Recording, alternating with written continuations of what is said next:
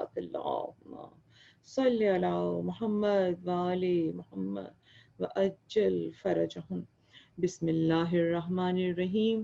حمد ہے اپنے پروردگار کی، اپنے مالک کی، اپنے آقا کی، اس کی جو یکتا ہے، واحد ہے، احد ہے، لا شریک ہے، کوئی اس جیسا نہیں، کوئی اس کی مثال نہیں۔ وہ پروردگار ایسا ہے کہ ہمیشہ سے ہے، اور وہ پروردگار ہمیشہ رہنے والا ہے، اس کی ہستی کو زوال نہیں۔ اور وہ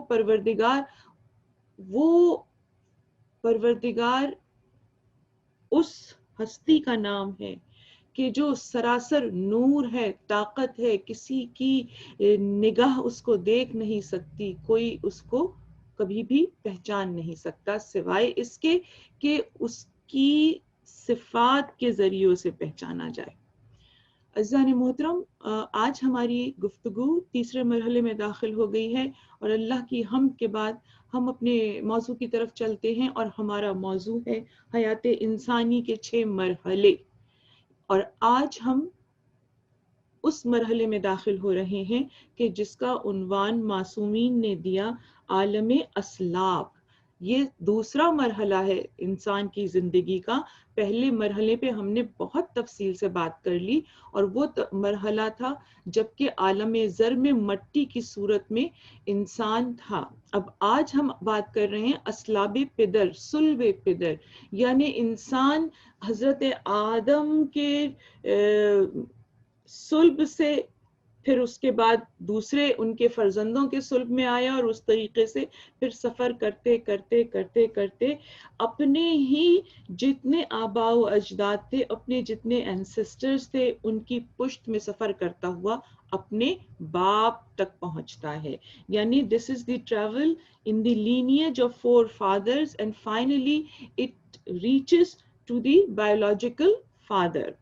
یہ جو عالم اسلاف کا سفر ہے، یہ صدیوں پہ، قرنوں کے اوپر محیط ہے، یعنی کئی صدیاں گزر گئیں۔ ظاہر حضرت آدم کی ہسٹری ہمیں تقریباً 7 لاکھ سال پرانی ملتی ہے، تو اس 7 لاکھ سال پرانا سفر انسان طے کر رہا ہے، اور ان سفر کو طے کرتے کرتے آخر کار وہ اپنے باپ کے صلب میں آ جاتا ہے۔ اس کے بارے میں شریعت کیا کہتی ہے، اس کے بارے میں روایتیں کیا کہتی ہیں، اس کے بارے میں قرآنی آیتیں کیا کہتی ہیں، آج جو ہم 3 پوائنٹس ڈسکس کریں گے، اس میں سے پہلا پوائنٹ آبویسلی یہی ہے کہ انسان کی زندگی کا دوسرا مرحلہ کیا ہے، حیات انسانی کا سیکنڈ سٹیج کیا ہے، اور دوسرا ہمارا پوائنٹ ہوگا کہ اس انسان کے اس ٹریول کے بارے میں، صلب پدر کے بارے میں قرآن مجید کیا کہتا ہے، اور تیسرا پوائنٹ ہمارا یہ ہے کہ اس اسٹیج کو یا اس اسٹیٹ آف ہیومن لائف کے لیے ہمارے آئمہ نے کیا ارشادات دی ہیں، and you will find it very very interesting.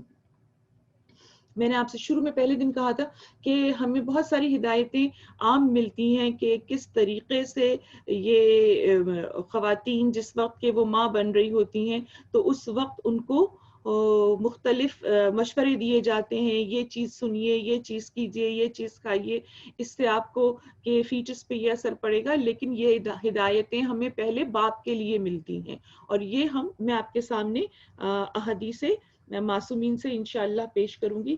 تو سب سے پہلے تو ہم یہ دیکھتے ہیں کہ انسان اب جب مٹی سے صلب پدر میں آ گیا تو اب اس کو کس اسٹیٹ میں دیکھ رہا ہے۔ قرآن کہتا ہے اور ہم نے انسان کو ایک مخلوط نطفے سے پیدا کیا۔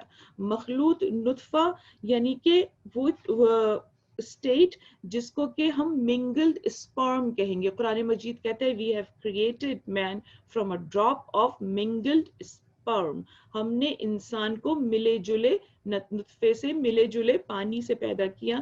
سورہ دہر جو کہ 76 سورہ ہے، اور اس کی آیت نمبر 2 کہ سورہ دہر بتاتی ہے کہ انسان ہم نے تجھے ملے جلے پانی سے بنایا، اور آبویسلی یہ کیا ہے، یہ مرد اور عورت کا نطفہ ہے، یعنی مرد کا اسپرم اور عورت کا اووم۔ جب یہ دونوں چیزیں مل جاتی ہیں اس کے بعد پھر انسان کی تخلیق شروع ہوتی ہے، جسے قرآن مجید بڑی ڈیٹیل سے ہمیں بتاتا ہے کہ 3 تہوں میں، یہ 3 اندھیروں میں پروردگار عالم اس نطفے کو انسان کی صورت میں ڈھالتا ہے.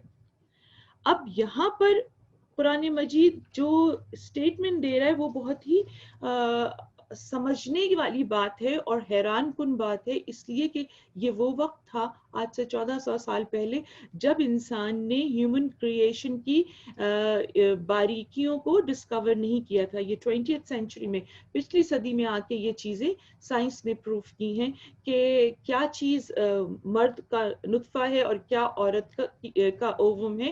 یہ ساری تھیوریز تو ہمارے سامنے آئی ہیں، لیکن آپ دیکھیے جو تھیوریز آئی ہیں وہ صرف قرآن مجید کو سچ ثابت کر رہی ہیں. میں آپ کے سامنے سورہ طارق کی 3 آیتیں پیش کر رہی ہوں جن سے آپ کو پتہ چلے گا کہ جو آج سائنس نے ہمیں 20ویں صدی میں بتایا ہے یہ 1400 سال پہلے خدا کا کلام ہمیں وضاحت سے بتا چکا تھا. سورہ طارق ہے 86 چیپٹر اور اس کی آیت ہے 5 سے 7 تک. بس انسان کو چاہیے کہ دیکھے وہ کس چیز سے پیدا کیا گیا. وہ پیدا کیا گیا اچھلنے والے پانی سے جو ریڑھ کی ہڈی اور پسلیوں کے درمیان سے نکلتا ہے. کتنی سادگی سے یہ بات ایکسپلین کی گئی اور یہی بات سائنس ہمیں بتاتی ہے کہ جس وقت ایک انسانی وجود کریٹ ہوتا ہے تو جو اسپرم کریٹ ہوتا ہے وہ مرد کی ریڑھ کی ہڈی سے گزرتا ہے اور وہاں سے وہ قوت نکل کر اور پھر وہ اسپرم کی صورت میں عورت کے ووم میں جاتی ہے. اور سائنس یہ پروف کرتی ہے کہ عورت کی جتنی بھی یہ کریٹیوٹی یا پروڈکٹیو سسٹم ہے اس کا تعلق اس کے سینے کی ہڈیوں سے یعنی پسلی کی ہڈیوں سے ہے. تو جو چیز آج سائنس نے پروف کی اس کو ہمارے امام ہم بہت پہلے بتا گئے. امام جعفر صادق علیہ السلام کی حدیث مبارک ملتی ہے. آپ کہتے ہیں کہ ریڑھ کے گودے سے نطفہ تیار ہوتا ہے اور یہیں سے عورت کے بارے میں پھر آپ نے بتایا کہ کس طریقے سے عورت کی اس میں شمولیت ہوتی ہے اور اس نظریے کو بالکل ریجیکٹ کر دیا جو ابھی پچھلی صدی تک لوگ کہتے تھے کہ جس وقت مرد ڈومینیٹ کرتا ہے تو لڑکا پیدا ہوتا ہے، جس وقت عورت لڑکی پیدا ہوتی ہے. اور اسی وجہ سے جتنا الزام ہوتا تھا لڑکی کے پیدائش کا وہ سارا کا سارا عورت کے سر پہ ڈال دیا جاتا تھا اور مرد کو یہ اجازت دی جاتی تھی بلکہ اس کو موٹیویٹ کیا جاتا تھا کہ وہ دوسری اور تیسری اور چوتھی شادی کر لے اگر اسے بیٹا چاہیے. لیکن ہمیں قرآن کس طرح سے ڈیفینڈ کرتا ہوا نظر آتا ہے and it is so beautiful کہ قرآن کہتا ہے مردوں کو ڈانٹتے ہوئے کہتا ہے اور جب تمہارے سامنے کسی سے کہا جاتا ہے کہ تمہاری یہاں بیٹی پیدا ہوئی ہے تو اس کا رنگ سیاہ پڑ جاتا ہے، جبکہ اللہ ہے خالق جسے چاہے بیٹا دے جسے چاہے بیٹیاں دے اور جسے چاہے دونوں دے دے. تو آپ دیکھیے قرآن کس طریقے سے سرزنش کر رہا ہے آج سے 1400 سال پہلے کہ خبردار کسی عورت پر اس چیز کا بوجھ نہ ڈالنا کہ لڑکی پیدا کی یا لڑکا پیدا کیا، یہ سب خدا کی مرضی سے. اور آج سائنس نے یہ پروف کر کے بتا دیا کہ لڑکے کی پیدائش میں مرد کا کنٹریبیوشن ہوتا ہے. اگر وہ کروموزومز کو جو کہ 23 کروموزوم سے ڈی این اے بنتا ہے اور اس 23 کروموزوم سے ایک بچے کا وجود کریٹ ہوتا ہے، اس میں اگر ایکس وائی مرد کی طرف سے آ جائے تو لڑکا ہوتا ہے اور اگر ایکس ایکس ہی رہے تو پھر لڑکی ہوتی ہے. بہرحال میں سائنٹیفک گفتگو میں نہیں جانا چاہ رہی ہوں لیکن مجھے اس کو ایکسپلین تو کرنا ہی ہے کہ انسان کو خدا تعالیٰ نے مٹی سے نیکسٹ سٹیج پہ لایا اور اس کو ایک پانی کی صورت میں انسان کے ہی جسم سے گزارا. اب یہ انسان کے جسم سے جب گزر رہا ہوتا ہے تو اب پھر اس کی صفات آتی ہیں، انسان کی مرد کی بھی صفات آتی ہیں عورت کی بھی صفات آتی ہیں. یہ جو ڈی این اے کا اسٹرکچر ہے اگر میں اس کو زیادہ سائنٹیفک ٹرمنالوجیز یوز کیے بغیر ہی صرف اپنی شرع مقدس اسلام کی طرف سے آپ کے سامنے پیش کروں تو یہ جو میں نے سورہ دہر کی دوسری آیت کو آپ کے سامنے ریفر کیا ہے اس میں جو اصطلاح قرآن استعمال کر رہا ہے وہ ہے امشاجن یعنی ملا جلا نطفہ. اس کو جب ہم جا کے لغت میں دیکھتے ہیں ڈکشنری میں دیکھتے ہیں تو اس کے مطلب ملتے ہیں طبائع مختلفہ یعنی ڈفرنٹ طبیعتیں، ڈفرنٹ مزاج، ڈفرنٹ traits. تو آج سائنس نے یہ پروف کر دیا کہ جس وقت یہ دونوں باہم مل رہے ہوتے ہیں مرد اور عورت کے نطفے, تو اس میں دونوں طرف سے ٹریٹس آ رہی ہوتی ہیں, عورت کی بھی ٹریٹس آتی ہیں اور مرد کی بھی ٹریٹس آتی ہیں, اور اس میں فزیکل ٹریٹس بھی ہوتی ہیں, یعنی چہرہ, نقش نگار, آنکھ کا رنگ کیسا ہوگا, پیشانی کیسی ہوگی, اسکن کا کلر کیسا ہوگا, بالوں کی ماہیت کیسی ہوگی, یہ ساری چیزیں ماں باپ سے مل جل کر آتی ہیں. لیکن اس کے ساتھ ساتھ ان کی ایموشنل ٹریٹس بھی ٹرانسفر ہوتی ہیں, مزاج کیسا ہوگا, غصے کے عالم میں ہوں گے یا جوش زیادہ ہوگا, یا بہت ساری چیزیں ہیں جو کہ ساری صفات کو آپ اپنے سامنے لے آئیے, جتنے بھی اخلاق ہیں, چاہے وہ برے ہوں چاہے وہ اچھے ہوں, ان سب کے آنے کا پورا امکان ہوتا ہے, اور یہ اسی لمحے میں ٹرانسفر بھی ہوتے ہیں. اب یہاں سے پھر ہم بہت ساری احادیث دیکھتے ہیں جو کہ اس چیز کو سمجھاتی ہیں. obviously جب ہم احادیث کو دیکھتے ہیں تو یہی سائنٹیفک چیزیں بہت ہی سہولت کے ساتھ, بہت ہی سادہ زبان میں ہمارے معصومین نے سمجھائی. ایک بار رسول خدا صلی اللہ علیہ وآلہ وسلم نے اپنے ایک صحابی سے پوچھا کہ تمہارے ہاں ولادت ہونے والی ہے, تو تمہارے خیال میں اس کی شکل کس سے ملتی ہوگی؟ اس نے کہا یا رسول اللہ, یا لڑکا ہوگا یا لڑکی ہوگی, یا ماں سے مشابہ ہوگا یا باپ سے ملتا ہوگا. رسول اللہ نے کہا نہیں, ضروری نہیں ہے کہ وہ یا تو ماں سے ملتا ہو یا باپ سے ملتا ہو, بلکہ جس وقت اللہ تعالیٰ کسی کو خلق کرنا چاہتا ہے تو پھر وہ آدم سے لے کر اس ماں باپ تک تمام شکلوں کو اپنے سامنے حاضر کرتا ہے, اور اس کے بعد ان میں سے کوئی شکل کو منتخب کر لیتا ہے. تو ہو سکتا ہے کہ تمہارے یہاں جس کی ولادت ہو رہی ہو, لڑکی یا لڑکا, اس کی شکل تم سے یا تمہارے بیوی سے نہ ملتی ہو, لیکن تمہارے اجداد میں کسی نہ کسی کی صورت پر اس کی صورت جائے گی. اور یہی اسٹیٹمنٹ ہمیں آگے ملتا ہے امام علی کے ایک فیصلے میں, کہ امام علی نے سنا کہ ایک شخص آیا اور خلافت دوئم کا زمانہ تھا, اور اس نے آ کے وہ اپنے ساتھ بچہ لے کر آیا اور اس نے کہا کہ میری بیوی نے ایڈلٹری کی ہے. خلیفہ دوئم نے پوچھا کیسے یہ بات کہتے ہو؟ اس نے کہا کہ آپ اس پر حد جاری کر دیجئے, اس لیے کہ اس کی شکل تو بالکل مجھ سے نہیں ملتی ہے, اور یہ تو بالکل کالا رنگ ہے اس کا, اور یہ بال گھنگریالے ہیں, مجھے تو یہ حبشی لگتی ہے, حبشی لگتا ہے بچہ, یہ میری اولاد نہیں ہو سکتا. اب ظاہر ہے وہ جیسا عرب تھا, گورا چٹا, اس کی بیوی جیسی بھی ہوگی, بہرحال شکل دونوں سے نہیں ملتی تھی. تو خلیفہ دوئم جو تھے وہ مخمصے میں پڑ گئے, اور obviously ایسے موقع پر ان کو امام علی یاد آتے تھے. امام علی کی جب سامنے یہ مسئلہ لایا گیا تو امام علی نے کہا کہ ہرگز نہیں, تمہاری بیوی پاک دامن ہے اور یہ تمہاری ہی اولاد ہے, اس کی شکل تمہارے آباء و اجداد میں سے کئی پشت پہلے تمہاری دادی سے ملتی ہوئی ہے, اس لیے کہ تمہاری دادی فلاں کانٹیننٹ سے آئی تھی اور یہ اس کی صورت کے اوپر ہے, لہٰذا تم یہ حد نہیں جاری کر سکتے. اور اس کے بعد انہوں نے رسول خدا کا یہی کوٹیشن بتایا کہ آدم سے لے کر تمہارے تک جتنی بھی صورتیں ہوتی ہیں آباء و اجداد کی, پروردگار عالم ملائکہ کو حکم دیتا ہے کہ وہ اس کے سامنے حاضر کی جائے, اور ان میں سے وہ کوئی ایک منتخب کر لیتا ہے. اور اب آپ دیکھیے پروردگار عالم کی قدرت دیکھیے کہ وہ کیسا مصور ہے, وہ کیسا نقاش ہے. کہتے ہیں کہ پانی پہ کوئی نقش نہیں ٹھہرتا, اور وہ پانی پہ, یہ دو طرح کے پانی ہیں, اور اسی کے اوپر نقش بنا رہے, اسی پہ آنکھیں بنا رہے, اسی کے اوپر چہرہ, صورت, ہاتھ, پاؤں.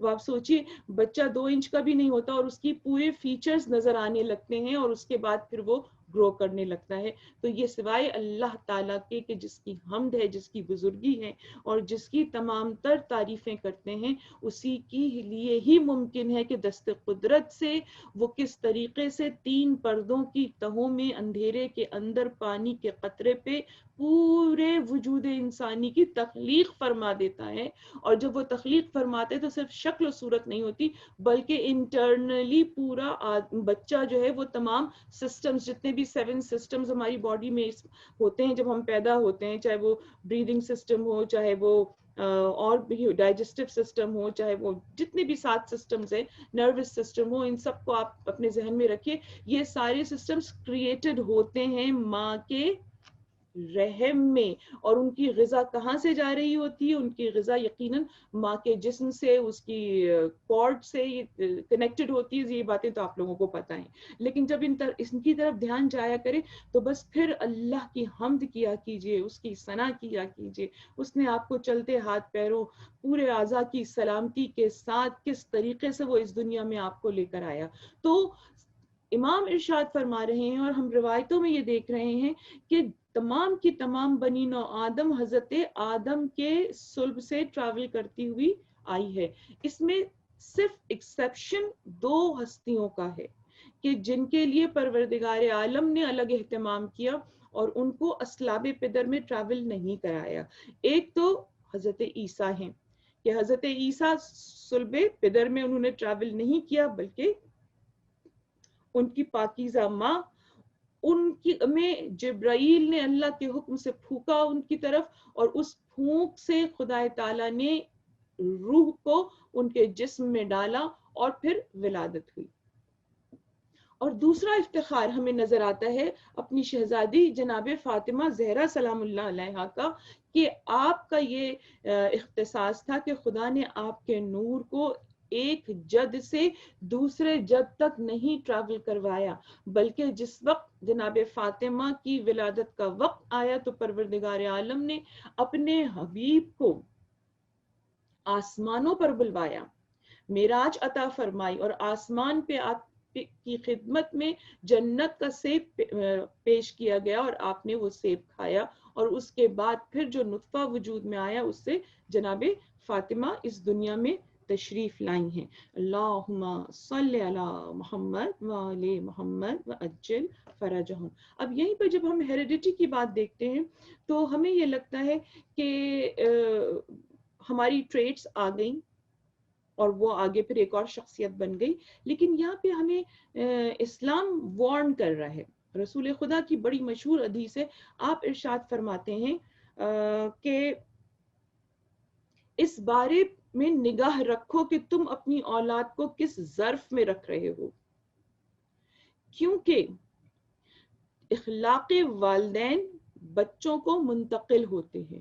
یہاں پہ ظرف سے مطلب کیا ہے؟ ظرف سے مطلب وہ عورت ہے، عورت کا ووم ہے جس کے اندر مرد اپنا سپرم ڈال رہا ہے. اب یہاں سے جو چیز آتی ہے وہ آج کے بچوں کو سمجھانے کی ضرورت ہے کہ جس وقت ہم شادی کریں تو ہمیں نسل دیکھنی چاہیے، کس نسل سے ہیں، شرافت کی کس نہج پہ ہیں، گھرانہ کیسا ہے، عادت و اخلاق کیسے ہیں، کیا تقوی ہے، کیا ایمان ہے. اور اگر یہ شرافتیں نظر آ رہی ہوں تو اس کے بعد پھر انسان کو آگے بڑھنا چاہیے. اس لیے کہ حضرت نے واضح طریقے سے کہہ دیا اپنی نگاہ رکھو کہ اولاد کو کس ظرف میں رکھ رہے ہو. یعنی جو بھی انسان، دونوں انسان ہیں، مرد یا عورت، اور ظاہر ہے آج کے دور میں تو یہ بات ایکولی ثابت ہوتی ہے کہ اگر لڑکی شادی کا فیصلہ کر رہی ہے تو وہ دیکھے کہ گھرانہ کیسا ہے، اور لڑکا شادی کرنا چاہتا ہے تو وہ دیکھے کہ گھرانہ کیسا ہے، کیا ان میں ایمان ہے، کیا ان میں محبت اہل بیت ہے، اور اس کے بعد پھر وہ آگے بڑھے. اس لیے کہ رسول امیر المومنین کہتے ہیں حسن خلق یعنی اخلاقیات شرافت نسب کی دلیل ہیں. یعنی جن کے نسب اچھے ہوتے ہیں ان میں ہی شرافت نفس ہوتی ہے، اور جہاں ہمیں رذالت یا کمینگی یا چھوٹا پن نظر آئے تو سمجھ لیجئے کہ وہاں وہ اخلاق جو کہ فحاشی کی طرف لے کے جاتے ہیں وہ بدرجہ تم موجود ہیں، تبھی اخلاق بدتر ہے. اس لیے کہ ہمارے امام نے یہ چیز ارشاد فرما دی. اور پھر آپ جب دلیل زیارت وارثہ میں آتی ہے، جب امام حسین علی مقام کی آپ زیارت وارثہ پڑھتی ہیں اور آپ اس میں گواہیاں دیتی ہیں کہ میں گواہی دیتی ہوں کہ آپ نے نماز کو قائم کیا، آپ نے زکوٰۃ ادا کی، اور اسی طرح امام کی ساری گواہیاں دیتے دیتے آپ اس مرحلے پر آتی ہیں پھر جہاں آپ کہتی ہیں کہ میں گواہی دیتی ہوں کہ آپ بلند مرتبہ اسلاب اور پاکیزہ ارحام میں نور تھے. بلند مرتبہ اسلاب یعنی جتنے بھی آدم سے لے کے امام علی تک جتنے بھی ان کے فادرز تھے سب کے سب پاکیزہ کردار تھے، کوئی رجز نجاست ان کے قریب نہیں گزرا تھا. اسی طرح سے جتنی مائیں تھیں حوا سے لے کر جناب آمنہ بنت وہب تک اور جناب فاطمہ بنت اسد تک یا جناب خدیجہ تک، یہ سب کی سب پاکیزہ کردار کی طاہرہ عورتیں تھیں. اس لیے کہ پھر اگلا جملہ آپ کا یہ ہوتا ہے کہ میں گواہی دیتا ہوں کہ ایام جاہلیت کی نجاستوں نے آپ کو کبھی نہیں چھوا. اب میرا سوال صرف چھوٹا سا یہ ہے کہ اگر پروردگار عالم اتنا اہتمام کر رہا ہے کہ پوری کی پوری لینیج کو پیور رکھ رہا ہے، کسی قسم کی بد اخلاقی ان کے اندر نہیں آ سکتی، تو جو سب سے بڑا گناہ ہے اس کو چھوڑ دے گا. یعنی سب سے بڑا گناہ obviously شرک ہے. تو یقیناً ان میں سے کوئی بھی مشرک نہیں تھا، نہ ابو طالب نہ کوئی بھی اجداد صالحین حضرت آدم سے لے کر رسول خدا تک تمام کے تمام پاکیزہ تھے اور سب کے سب موحد تھے اور سب کے سب دین ابراہیمی پر عمل درآمد کرنے والے تھے، اس کے فالوورز تھے. درود پڑھی محمد آل محمد پہ.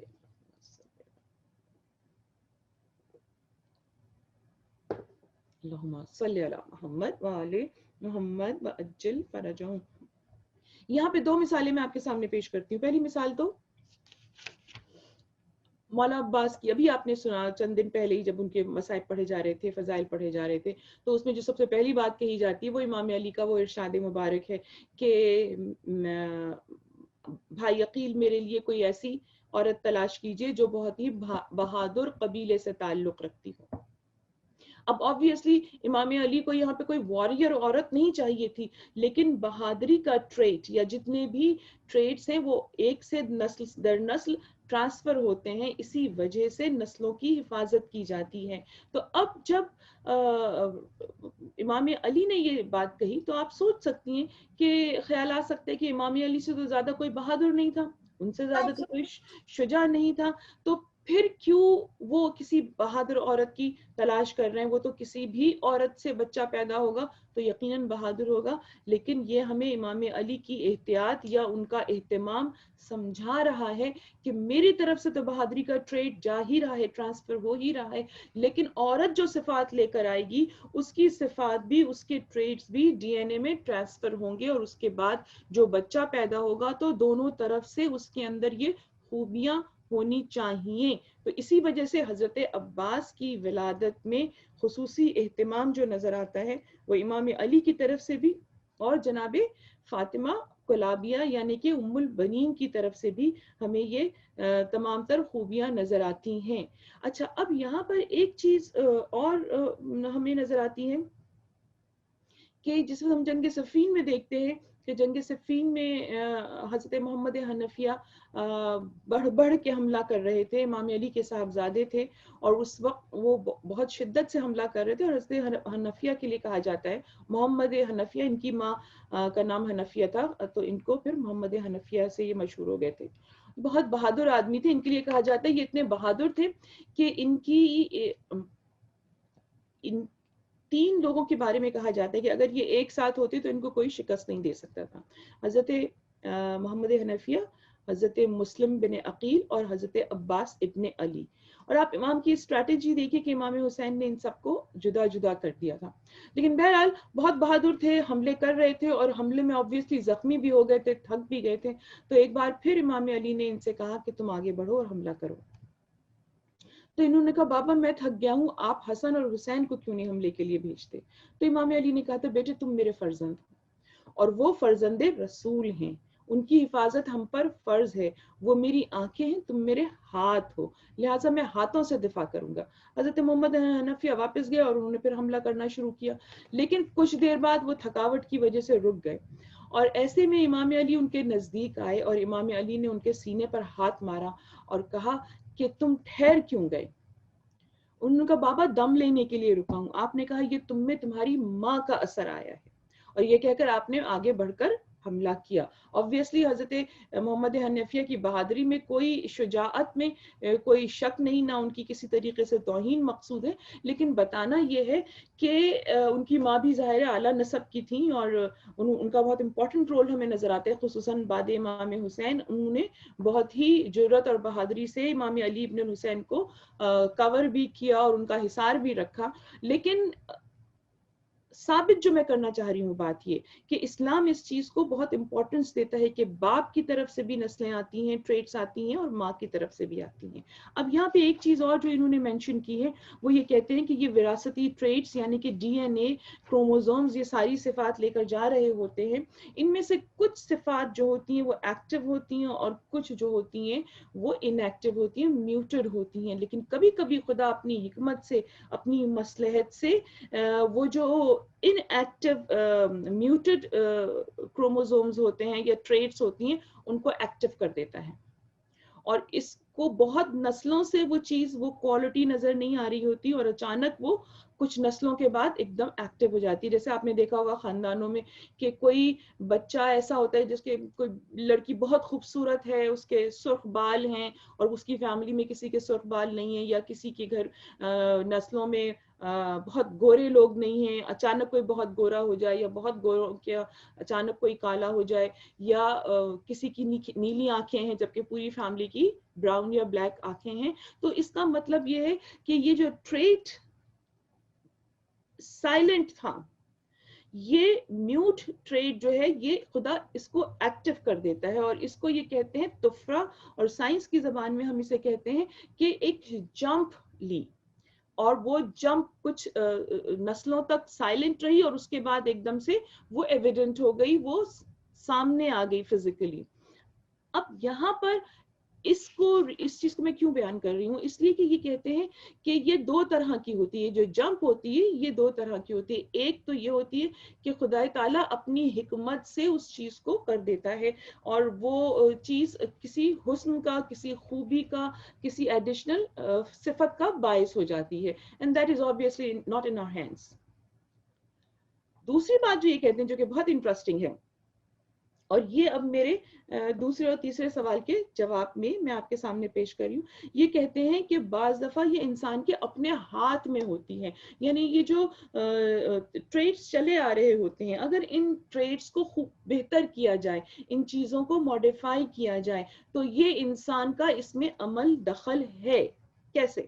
میں آپ کے سامنے امام کے کچھ ارشادات بتاتی ہوں. سب سے پہلے تو میں رسول اللہ کی ایک حدیث آپ کے سامنے پیش کرتی ہوں، جس میں آپ کی گفتگو ہو رہی ہے حضرت زبیر سے. زبیر بن عوام رسول اللہ کے پھوپھی زاد بھائی تھے.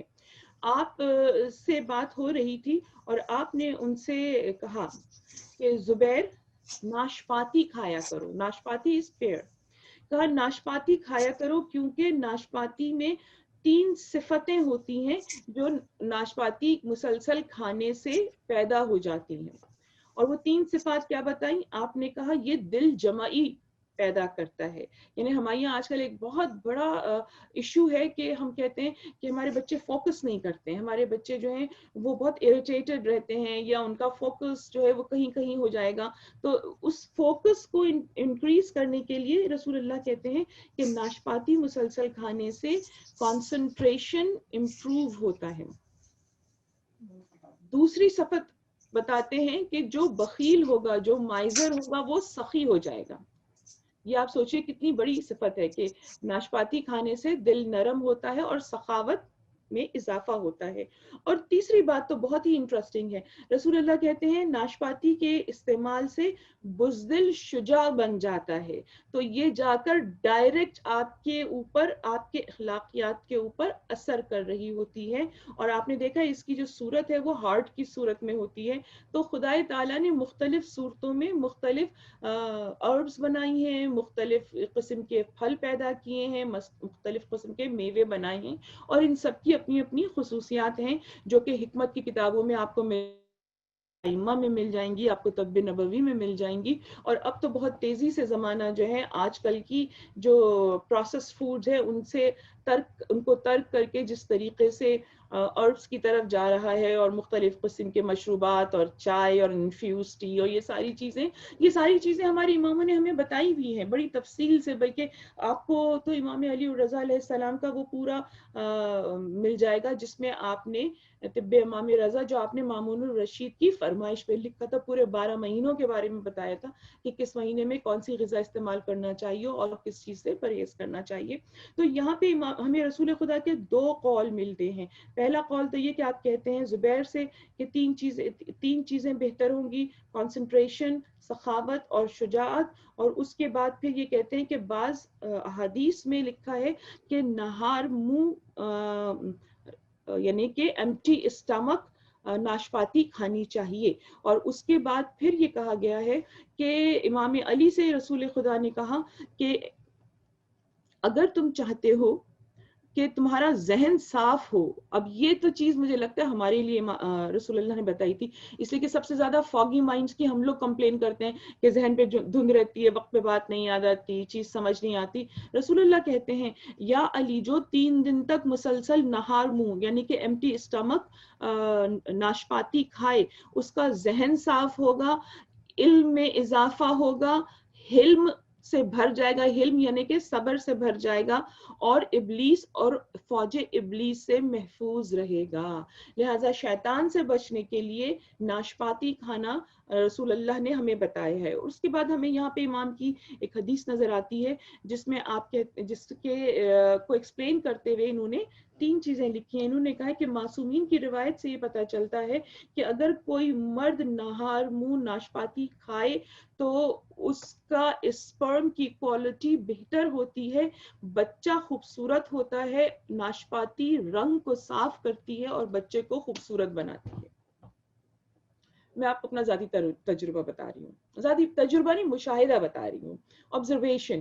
یہ حدیث میں نے 25 سال پہلے شاید کراچی میں پڑھی ہوگی.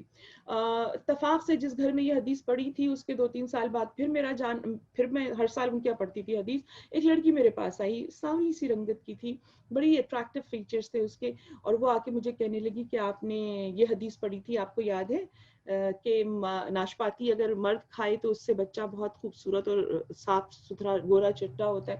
میں نے کہا مجھے یاد ہے, میں نے یہ حدیث پڑھی ہوئی ہے. تو کہنے لگی کہ میں نے آپ کی یہ بات سنی تھی اور آپ میرے بچوں کو دیکھے. اس کی گود میں 2 بچے تھے, ایک بیٹا اور ایک اس کی بیٹی تھی. آپ یقین کریں ان کا ایسا دودھ جیسا رنگ تھا. میں نے پھر اس کی ماں کی صورت دیکھی, حالانکہ وہ بہت اٹریکٹیو تھی لیکن شیڈز میں there was a variation. تو یہ چیزیں اگر رسول اللہ نے کہی ہیں تو ہمیں صرف خواتین پہ زور نہیں دینا چاہیے. اب آپ کو وہ حدیث سمجھ میں آ رہی ہوگی کہ جس وقت ہم شادی کی رسومات کے بارے میں سنتے ہیں, ہدایات دیکھتے ہیں, تو شادی کی رسومات میں ہمیں معصوم کا یہ قول نظر آتا ہے, رسول خدا کا یہ قول نظر آتا ہے کہ دلہن کو 3 چیزوں سے پرہیز کرانا چاہیے, کھٹا سیب, دودھ اور دھنیا. 3 چیزیں دلہن کو شروع میں نہیں استعمال کرنے دینی چاہیے, اس لیے کہ ان کا اثر رحم پہ ایسا ہوتا ہے جس سے ٹھنڈ اتنی بڑھ جاتی ہے کہ وہ کنسیو نہیں کر پاتی. تو میں تو یہ سمجھتی ہوں کہ ہماری بچیوں کو یہ بات معلوم ہونا چاہیے, اس لیے کہ اب تو یہ ساری چیزیں بڑی پلاننگ سے ہوتی ہیں, شروع میں نہیں ہوتی, کچھ عرصے بعد ہوتی ہیں. So whatever their planning is that's fine, لیکن ان کو یہ باتیں شادی سے پہلے بتانی چاہیے, مردوں کو بھی اور عورتوں کو بھی, تاکہ جب وہ اس پروسیس کی طرف جائیں تو پھر وہ ہمارے معصومین کے ارشادات سے آگاہ ہو. درود پڑھیں محمد و آل محمد. اللہم صلی علی محمد وآل محمد وعجل فرجہم. اب ہمیں دوسری حدیث ملتی ہے امام جعفر صادق علیہ السلام سے, اور آپ ارشاد فرماتے ہیں کہ مردوں کو obviously اس پروسیس سے پہلے کی میں بات بتا رہی ہوں کہ اس سے کچھ دن پہلے ان کو جو چیزیں آپ نے سجیسٹ کی ہیں وہ ہیں کہ انار کھانا چاہیے, اور انار کو کہا ہے گودے سمیت کھانا چاہیے, یعنی انار کی جو وائٹ جھلی ہوتی ہے اس کو بہت ہی اسٹرانگلی ریکمینڈ کیا گیا ہے کہ اس کو بھی ضرور کھانا چاہیے. امام کہتے ہیں کہ جب تم اس کے ساتھ کھاؤ گے تو یہ معدے کی اصلاح کرے گا اور ذہانت میں اضافہ کرے گا, یعنی انٹیلیجنس بڑھتی ہے. اور اس کے بعد پھر امام کہتے ہیں کہ کھجور کا استعمال کرنا چاہیے. اچھا کھجور مردوں کو بھی سجیسٹ کی ہے, اور امام کا ہم ایک قول انشاءاللہ ہم آگے جب عورتوں کے بارے میں گفتگو کریں گے تو تفصیل سے دیکھیں گے. یہاں پہ میں صرف مردوں ہی تک محدود رہتی ہوں. امام ارشاد فرماتے ہیں کہ کھجور اور عمدہ سے عمدہ کھجور کھانی چاہیے, اس لیے کہ کھجور کھانے سے ان جنرل 9 چیزیں بہتر ہوتی ہیں. اور ظاہر خصوصیت سے اس زمانے میں تو کہا گیا ہے جبکہ وہ پلاننگ کر رہے ہیں اپنے بچوں کے لیے, تو مرد کو یہ چیزیں کچھ ہفتے پہلے استعمال کرنی شروع کر دینی چاہیے. تو کیا فائدے امام بتاتے ہیں, کہتے ہیں 9 فائدے ہیں عمدہ کھجوریں کھانے سے. شیطان کو ناتواں بناتا ہے, کمزور بناتا ہے, کمر میں قوت پیدا کرتا ہے, پھر ظاہر ہے اس جسم کی قوت میں اضافہ ہوتا ہے, اللہ سے قریب کرتا ہے, قوت سماعت بہتر ہوتی ہے اور آنکھوں کی بینائی بہتر ہوتی ہے, شیطان کو دور رکھتا ہے. ایک طرف تو شیطان کو کمزور کر رہا ہے, دوسری طرف شیطان کو انسان سے دور بھی رکھتا ہے. یعنی یقیناً کھجور کھانے سے انسان کی اسپرچل پاور بھی اسٹرانگ ہوتی ہوں گی, اور وہ شیطان ملعون سے دور ہو کر نیکی کی طرف راغب ہوتا ہوگا, جبھی امام نے یہ کہا. پھر امام نے کہا نظام ہضم کو مضبوط کرتا ہے, مرضوں کو دور کرتا ہے, امراض کو دفع کرتا ہے, منہ میں خوشبو پیدا کرتا ہے. تو یہ چیزیں جب امام نے بتائیں, اس کے بعد امام نے پھر کہا کہ اگر امام نے کہا اضافہ کرتا ہے. obviously I've explained this پیچ کا پانی کہ یہ اسپرمز کی کوالٹی کے بارے میں امام بات کر رہے ہیں. پھر امام نے ایک اور بات کہی جو کہ ہمیں پانچویں امام سے بھی ملتی ہے. آپ ارشاد فرماتے ہیں کہ پنیر اور اخروٹ کو اگر ملا کر کھایا جائے تو دونوں میں شفا ہے, اور جن لوگوں کو کی ہاں اولاد کا مسئلہ ہوتا ہے ان کے لیے پانچویں امام کی ہمیں یہ ریکمنڈیشن بڑی اسٹرانگ ملتی ہے, یا اگر ان کو لگتا ہے کہ حمل نہیں ٹھہرتا تو امام ارشاد فرماتے ہیں کہ رات کے وقت پنیر اور اخروٹ دونوں کو ملا کے کھانا چاہیے, اور منع کیا ہے کہ الگ نہیں کھانا چاہیے اس لیے کہ یہ نقصان پہنچائے گا. تو جب کھائیں تو ان دونوں چیزوں کو ملا لیں. اب عزیزان محترم میں اپنے موضوع کو یہیں پہ روک لیتی ہوں, اس لیے کہ میرے پاس اب جو دوسرا ٹاپک ہے وہ ہے, اور وہ بہت ہی ڈیفیکلٹ ٹاپک ہے. دعا کیجیے گا کہ میں اس کو سمپلیفائی کر سکوں اور اس کو آپ کے سامنے پیش کر سکوں, اس لیے کہ برسوں سے کوشش کر رہی ہوں اور میں یہ نہیں بتا پا رہی. یہ کچھ اسلام کی انسٹرکشنز ہیں جو کہ ہمیں معلوم ہونی چاہیے کہ اگر مرد اور عورت قریب آتے ہیں تو ان کی قربت کے دوران کون سی ریکمنڈیشنز اسلام نے دی ہیں, کون سے اوقات کو ریکمینڈ کیا ہے اور کون سے اوقات کو منع کیا ہے, کون سی تاریخوں کو ریکمینڈ کیا ہے, کون سی تاریخوں کو منع کیا ہے, اور ان کے کیا کیا اثرات ہوتے ہیں, یہ ہمیں جاننا چاہیے. لیکن ہم لوگ ظاہر شرم کی وجہ سے یہ ساری باتیں نہیں کر رہے ہوتے, لیکن obviously صرف یہ خواتین کی مجلس ہے تو میں سمجھتی ہوں کہ میں اس میں آپ کے ساتھ کل ان چیزوں کو ڈسکس کر سکوں گی تھوڑا بہت, ورنہ کوشش کروں گی کہ کہیں لکھ کے آپ کے ساتھ شیئر کر لیا جائے. لیکن ہماری بچیوں کو, ہمارے بچوں کو یہ تربیتیں شادی کے وقت ضرور دینی چاہیے تاکہ ان کو پتا ہو کہ جب اس نئے رشتے میں داخل ہو رہے ہیں تو اس رشتے کا مقصد صرف شہوت کو کے جذبات کو شریفانہ طریقے سے ڈائیورٹ کرنا ہی نہیں ہوتا. obviously that is one thing but that is not the goal. and what is the goal? goal ہمارے امام نے بتایا کہ شادی کا مقصد یہ ہے کہ اللہ کے اس نظام کو جو اس نے نسل انسانی کے لیے بنایا ہے, اس نسل انسانی کے نظام کو مضبوط کیا جائے, اور شریفانہ نسل جو کہ اللہ کو واحد مانے, توحید پرست ہو, وہ پیدا کی جائے. اور obviously جب ویڈ لاک میں آ کے شادی ہوگی اور بچے پیدا ہوں گے وہی اللہ کو واحد مانے گا, ورنہ جو دوسرے طریقے سے ہے اس میں تو یہ امکان بالکل ہی نہیں رہ پاتا. تو ہمیں شادی کا مقصد یہ ہے کہ ہم ایک بہتر رشتے ازواج میں داخل ہوں, اور اس کے بعد وہاں سے ہم اللہ کی عبادت کرنے والی صالح نسل کی دعا کریں اور پھر ان کی پرورش کریں اور ان کے لیے اہتمام اور انتظام کریں. تو انشاءاللہ کل کی گفتگو بشرط زندگی آپ کے ساتھ اسی موضوع پر رہے گی. بس عزیزان محترم, مصائب کی منزل ہے, اور جو تاریخیں ہیں یہ تاریخیں بڑی اندوہناک تاریخیں ہیں, اور ان تاریخوں میں ہمیں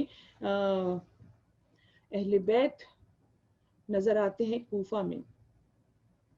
اور میں پہلی محرم سے مسلسل مصائب پڑھ رہی ہوں مختلف مجلسوں میں, اور مجھے ایک احساس یہ ہوا کہ میں نے ابھی تک اپنے آقا, اپنے مولا امام حسین علیہ السلام کی تدفین کا حال نہیں پڑھا.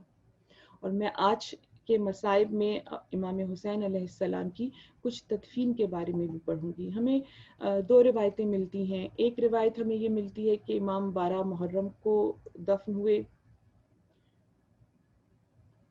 ایک روایت ہمیں یہ ملتی ہے کہ امام کو 40 دن کے بعد دفن کیا گیا. مقاتل میں مختلف روایتیں ہیں. میں جو زیادہ مشہور روایت ہے کہ 12 محرم اس کو ہی لیتی ہوں، اور اس کے حساب سے جو مجھے روایتیں نظر آئیں میں ان روایتوں کو آپ کے سامنے پیش کرتی ہوں. عزیزان محترم، یہ بڑی سخت اور تکلیف دہ مرحلہ ہے، اس لیے کہ اسلام کی شرع یہ کہتی ہے کہ جس وقت کسی کا انتقال ہو جائے تو اپنے تو بہرحال ذمہ دار ہوتے ہیں، لیکن فرض کریں کسی اجنبی کسی شہر میں کوئی اجنبی مسافر آ جائے اور اس کا انتقال ہو جائے تو پورے شہر کے لوگوں کی لائف کو اسلام ہالٹ کر دیتا ہے اور کہتا ہے کہ اس سب مل جل کے اس کی تدفین کرو، یہ تم سب پر واجب ہے، یہ تم پر لازم ہے. لیکن اگر تم میں سے کوئی ایک شخص یہ ذمہ داری لے لے کہ ہاں میں ذمہ داری لیتا ہوں اور میں اس کی تدفین کو پوری رسومات کے ساتھ کروں گا، پورے ریچولز کے ساتھ ریسپیکٹفلی کر لوں گا، آپ لوگ اپنے کاموں میں مشغول ہو سکتے ہیں، تو پھر تم ریلیکس ہو کر اپنے کاموں کی طرف جا سکتے ہو. تو آپ نے دیکھا کہ اسلام ایک اجنبی کے لیے، ایک غیر کے لیے بھی پوری کی پوری شہر کی آبادی کو باؤنڈ کر رہا ہے. تو یہ بات جب شریعت محمدی میں تھی تو پھر وہ مسلمان جو تکبیر کا نعرہ ہر ضرب پہ بلند کر رہے تھے، جنہیں اپنی نمازوں کی اتنی فکر تھی، میں نے آپ کو وہ روایت بتائی ہے، اور وہ روایت بتاتے ہوئے دل خون کے آنسو ہوتا ہے جب شمر جناب زینب کی پشت کو نیزوں سے فگار کر رہا تھا اور کہہ رہا تھا کہ اٹھ یہاں سے جا. جناب زینب امام حسین علیہ السلام کو سہارا دے رہی تھی اور اس وقت اس نے بی بی کی پشت کو لہو لہان کر دیا تھا یہ کہتے ہوئے کہ اٹھ یہاں سے جا تاکہ میں اپنا کام تمام کروں، میری عصر کی نماز کا وقت نکل رہا ہے. تو عزیزو نمازی تھے وہ، لیکن کیسے نمازی تھے کہ وہ دشمنی آل محمد میں اس حد تک درندے بن چکے تھے کہ جو ان کے دین ان کے اوپر چیزیں واجب کر رہا تھا ان کو ان تک کا لحاظ نہیں تھا، ان تک کو بلکہ بے دردی سے ان کو ٹھکرایا جا رہا تھا. کیوں؟ اس لیے کہ وہ یہ سمجھتے تھے کہ ان کے تکلیف دینے سے شاید خاکم بدہن وہ آل محمد کو ذلیل کر سکیں گے، جبکہ ذلت تو بنی ہی ان کے دشمنوں کے لیے ہے. اس لیے کہ ذلت ہمیشہ دشمن خدا کے حصے میں آتی ہے. مومن کی عزت کا محافظ خدا ہے. 11 محرم کا حال آپ سن ہی چکے ہیں کہ 11 محرم کو 11,000 ملائین کو دفن کیا گیا ہے. ابن زیاد عمر سعد کے 11,000 مقتولین تھے. اتنوں کو دفن کرنے میں کتنا وقت لگا ہوگا، کتنی وسائل صرف ہوئے ہوں گے. ان کے مقابل میں 11,000 کے مقابل میں فقط 72 تھے، 71 لوگ تھے جن کو دفن کرنا تھا. اور امام علی ابن الحسین نے یہ اجازت مانگی تھی، انہوں نے کہا تھا تو میرے ہاتھ کھول دے اور مجھے ایک کدال دے دے، میں صرف ایک گڑھا کھود کر اپنے کشتوں کو دفن کر دوں گا. لیکن ظالم نے اس چیز کی اجازت نہیں دی تھی، یہاں تک کہ ان لاشوں کو کھلے آسمان کے نیچے چھوڑ دیا گیا تھا اور ان کے اوپر پرندے اپنے پروں سے سایہ کیے ہوئے تھے اور خاک کربلا اڑ اڑ کے ان کو ڈھانک رہی تھی. قید خانے کا عالم یہ تھا کہ جس وقت قید خانے میں جناب زینب نے ایک بار دیکھا کہ انہیں امام زین العابدین نظر نہیں آ رہے، بے حد پریشان ہو گئی. دروازہ بند تھا، تالا لگا ہوا تھا باہر سے، بہت حیران تھی کہ میرا بھتیجا کہاں چلا گیا. اور ان کی زنجیریں، طوق سب وہیں کے وہیں پڑے تھے. اس کا مطلب یہ تھا کہ ان کے وہ طوق اور زنجیر سے نکل کر گئے ہیں. ظاہر ہے جس گھرانے سے ان کا تعلق تھا ان کی سمجھ میں تو آ گیا کہ اپنے اعجاز سے، اپنی امامت کے اعجاز سے گئے ہیں، لیکن بہرحال بے چینی سے منتظر تھی. کچھ دیر بعد امام واپس آئے. جب امام واپس آئے تو بی بی نے کہا میرے چاند تم کہاں چلے گئے تھے، میں بہت زیادہ تمہارے لیے فکر مند تھی. امام نے کہا پھوپھی اماں،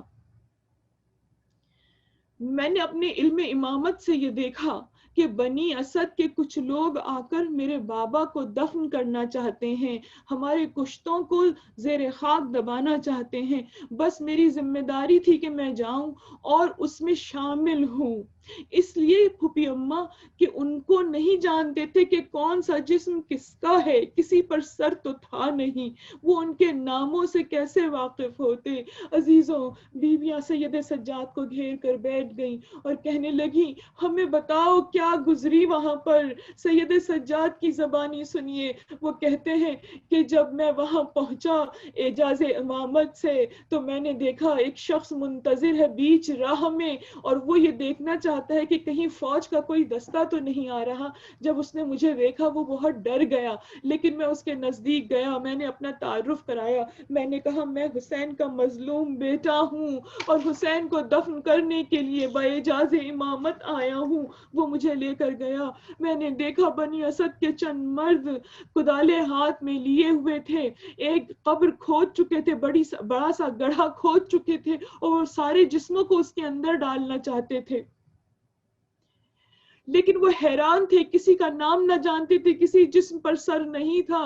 میں نے ان سے جا کے کہا میں تمہیں بتاتا ہوں کس کا جنازہ کون سا ہے، اور پھوپھی اماں اس کے بعد میں نے ایک بڑے گڑھے میں سب کو دفن کر دیا سوائے بابا کے اور اپنے بھائیوں کے۔ تو عزیزوں، جب آپ جاتی ہیں زیارت کے لیے تو آپ گنج شہیدہ دیکھتی ہیں، گنج شہیدہ میں آپ کو حضرت قاسم، تمام بنی ہاشم کے مرد اور سارے اصحاب نظر آتے ہیں، سوائے حضرت حبیب ابن مظاہر اور حضرت حر کے، کہ حضرت حر وہ واحد شہید تھے کہ جن کا سر بھی قطع نہیں ہوا تھا، اس لیے کہ ان کو ان کے جنازے کو ان کی فوج، ان کا قبیلہ لے کر چلا گیا تھا، اور حضرت حبیب ابن مظاہر کا سر تو اتار لیا گیا تھا، لیکن ان کے جسم کو ان کے قبیلے والوں بنی اسد نے بچا لیا تھا، ان کی بھی اور ان کو فوراً دفن بھی کر دیا گیا تھا۔ اب امام حسین کے سارے یاور و انصار ایک گڑھے میں دفن کر دیے گئے۔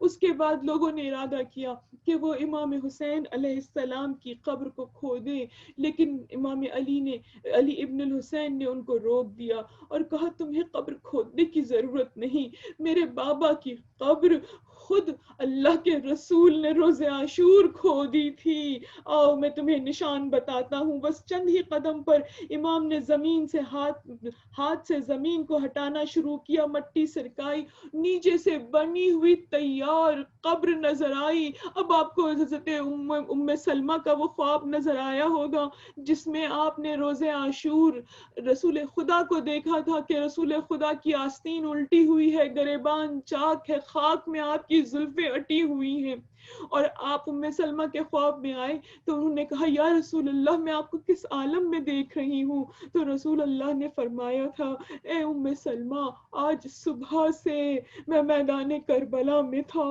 حسین کے ساتھ لاشیں اٹھا رہا تھا۔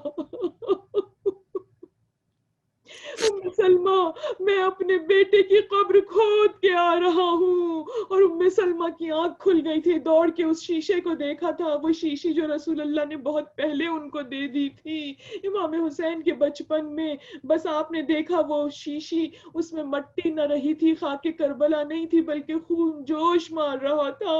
عزیزوں، آج تک جہاں جہاں خاک کربلا کا ایک ذرہ ہوتا ہے، چاہے وہ تسبیح ہو، چاہے وہ خاک کسی بھی صورت میں ہو، وہ وقت عصر عاشور کے دن سرخ ہو جاتی ہے اس گواہی میں کہ میرے اوپر رسول کا نواسا پیاسا ذبح کر دیا گیا تھا۔ بس عزیزوں، امام زین العابدین کی روایت کہتی ہے قبر تیار تھی، میں نے ایک چٹائی منگائی اور میں نے اس چٹائی پہ اپنے بابا کے مجروح جسم کو رکھنا شروع کیا۔ عزیزوں، بڑی سخت روایت ہے۔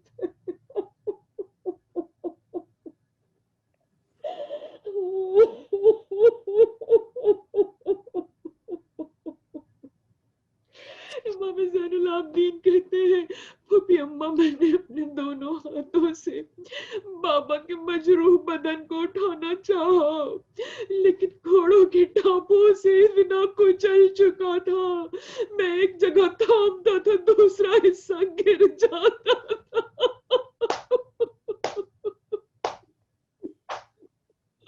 اور میں دوسری جگہ سے سنبھالنا تھا تو کوئی اور شکستہ ہو کر گر جاتا تھا. ہائے حسین، ہائے مظلوم.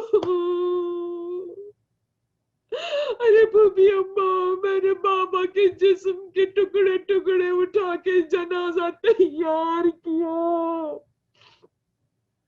میں چٹائی اٹھانا چاہتا تھا، بنی اسد آگے بڑھے کہ وہ سہارا دے. میں نے کہا نہیں، تم اس جنازے کو سہارا نہ دینا، یہ جنازہ خود رسول اور علی اٹھائیں گے. بس پیچھے کی جانب سے ایک سرا میں نے اٹھایا تھا اور آگے میرے جد رسول خدا تھے، میرے دادا علی تھے، میرے چچا دوسری طرف سے پکڑے ہوئے تھے. حسین کا جنازہ اٹھا کے، بابا کا جنازہ اٹھا کے ہم قبر کے نزدیک پہنچے. چاہتے تھے کہ نیچے اتروں، میں چاہتا تھا میں نیچے اتر جاؤں اور جنازہ تھاموں، لیکن اچانک میں نے دیکھا دو ہاتھ بلند ہوئے، آواز آئی میرے حسین کو مجھے دے دو. ارے ماں جنازہ لینے کے لیے کھڑی ہوئی.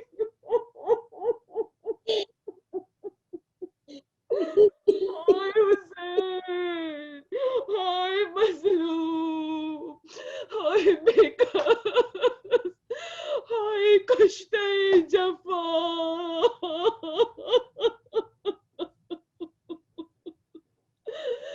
بی بی میرا پرسہ قبول کیجئے. شہزادی اپنے ٹکڑے ٹکڑے لال کا پرسہ یہ کنیزیں دیتی ہیں. بی بی ہمارے آنسوؤں کو قبول کر لے شہزادی. امام کے غم میں آنسو بہاتے، بس شہزادی ایمان کی دولت سے سرفراز رکھیے گا. شہزادی آپ کو واسطہ قربانی امام حسین کا، آپ کو واسطہ مظلومیت امام حسین کا. بی بی ہم پر، ہمارے بچوں پر رحم کیجیے گا. شہزادی ہمیں ہمارے اعمال کے حوالے کر کے نہ چلی جائیے گا. بی بی ہماری شفاعت اس دنیا میں کر دیجیے گا. بی بی ہمارے مرنے کے بعد شفاعت نہ دیجیے گا، ورنہ ہم ہلاک ہو جائیں گے. بی بی اس دنیا میں بخشش کے ساتھ دم نکلے تاکہ آپ کی بارگاہ میں روح فوراً پہنچ سکے. لعنت اللہ علی قوم الظالمین. ماتم حسین.